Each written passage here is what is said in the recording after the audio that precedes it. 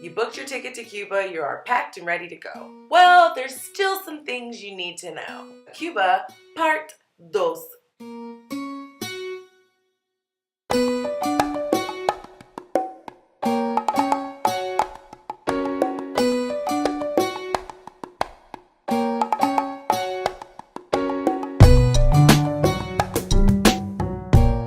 So if you haven't watched my first video about Cuba, I kind of go through some of the things you should know before purchasing your ticket. In this video, I'm going to talk about things that you should know while you're in Cuba. The first thing that's super important to know is that they have dual currency. And as an added bonus, it's all written exactly the same. Yay! When we change our money over, we 100% will get CUC. CUC is the Cuban convertible, and that's the money that they give tourists. Then there's the CUP. That is the Cuban peso, and that's what Cubans receive in payment and money and for life. Easy math.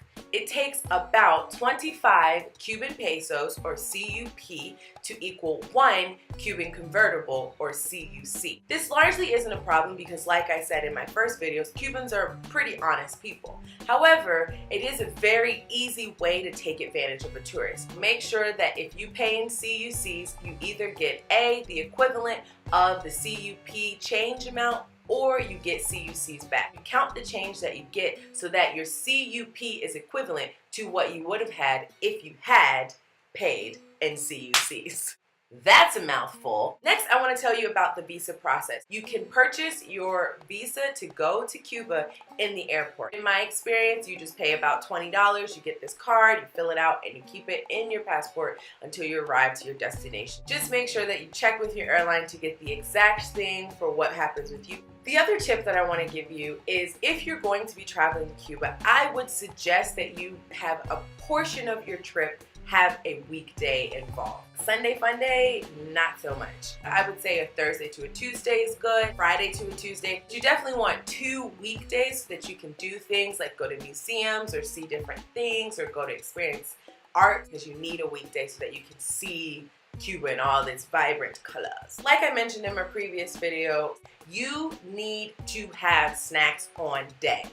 Snacks are so important. There are no pulperias, there are no corner stores, there are no little tiendas that you can go buy things from. If you get hungry during the day, you're just gonna have to wait until the next time you're at a restaurant. We had peanut butter crackers, trail mix, peanuts, granola, things that definitely will stay closed and airtight so you won't get roaches or anything in your rooms, but you definitely need snacks. Snacks on snacks on snacks, especially if you're on a bus trip or a road trip to a beach or somewhere. Speaking of buses, buses in Cuba are awesome. I have no qualms with buses in Cuba. They're spacious, they're air conditioned, they have bathrooms, they are clean. If you need to travel around Cuba and you can't quite afford to go in a taxi or a colectivo or any of those things, then just take a bus. They're super cheap and they're super convenient. One tip though, be early, because these buses don't leave on time, they leave early. I missed my bus.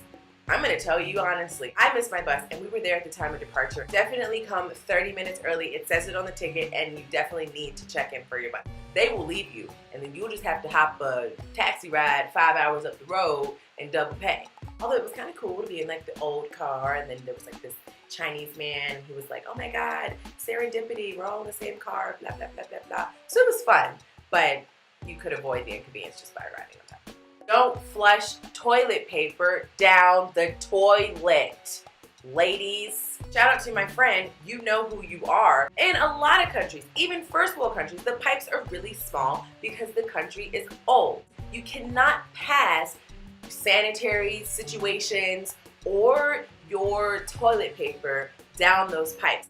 There's a little tiny trash can next to the toilet. You can deposit your situation there for all of the numbers. Usually they take it and they clean it multiple times a day so it doesn't smell as you would think. Definitely don't flush anything down the toilet. It just creates a mess for everyone involved. Let's talk about tipping. It is better to not have tipped than to have tipped with a Cuban peso.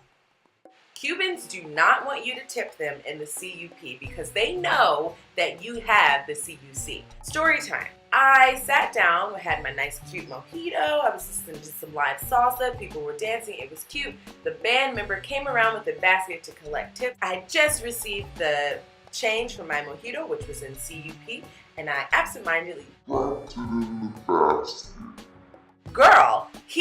literally stopped and said, "What is this?" Took it out of the basket, gave it back to me, and said, "Never mind."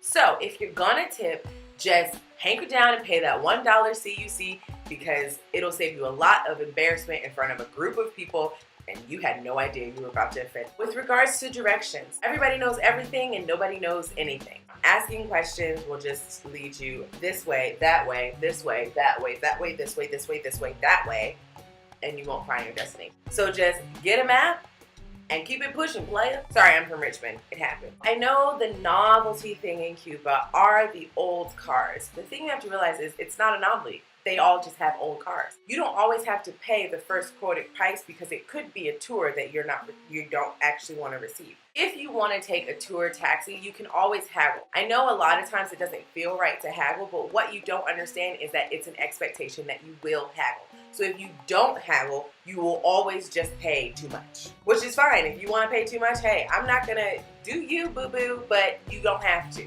okay? Nobody's impressed. Everyone goes to Cuba because they want a nice Cubano cigar, but the problem is there are a lot of fake Cubanos in Cuba. Now, I'm on the fence. I don't know if it's propaganda around going to the government dispensary because they want you to buy from the government, or if the people are trying to scam you when they sell it to you on the street. All I know is the only way that you can certify that you are 100% smoking a Cubano cigarette is if you go to the government dispensary. Everyone's smoking, everyone's talking, men are drinking brandy, and it's just this whole big to-do. And you can have that experience in the Cuban government dispensaries. If you go to someone's house up a narrow flight of steps, they'll have some cigars, but then you'll just be sitting in someone's kitchen smoking cigarettes.